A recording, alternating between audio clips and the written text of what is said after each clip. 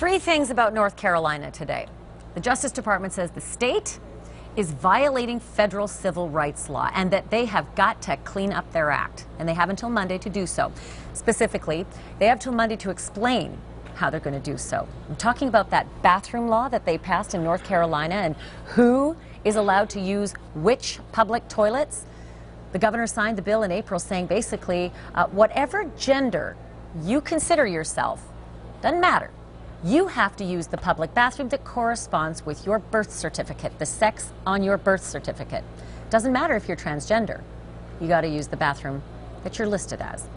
Enter the United States Justice Department saying that won't fly. Change it. Jillian Weiss is an attorney who specializes in transgender-specific legal issues, and Danny Savalos is our legal analyst here. So, Jillian, the Justice Department's sending a letter. It sounds sort of scary and all the rest. It's not a legal action. It's a letter threatening something to the state. Exactly what are they threatening?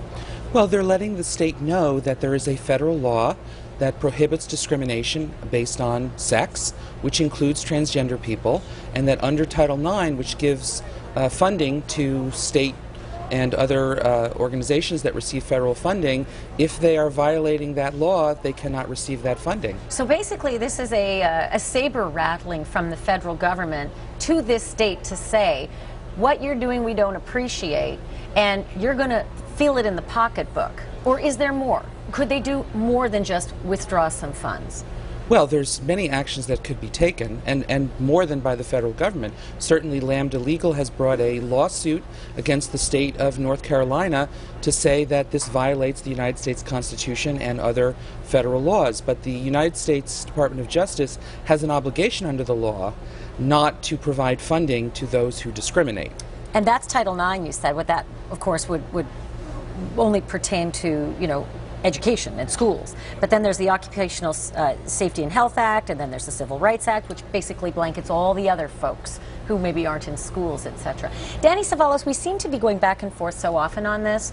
The transgender bathroom laws, there have been other states and other towns that have sort of entered the fray, but you do not hear this kind of thing, say when it comes to protected classes, like religions or women, that kind of thing.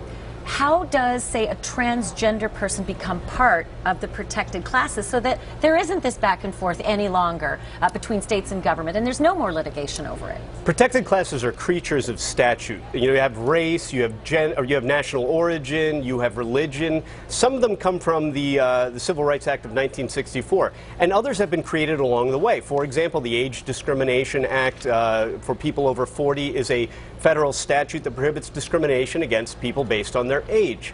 But notably, no federal law explicitly prohibits discrimination based on transgender status. So it is interesting that the DOJ is now writing a letter saying, hey, state, you have to provide the same anti-discrimination legal protections, even though we ourselves, as the federal government, do not provide those protections. Now, in fairness, the Department of Education and the EEOC have interpreted federal law to say, yes, this law does cover transgender individuals, but they haven't gone so far as to make it explicit federal law and create that protected class that you talked about. Well, North Carolina has till Monday. It'll be interesting to see what the action is, because putting out a statement isn't a response, the kind of response that the feds are asking for. We'll see what they do. Thanks so much, of course, Danny Savalos, as always, and Jillian Weiss. Nice to have you on the set for the first time. Thank you for having me. Thanks so much. Coming up next, President Obama says the government, quote,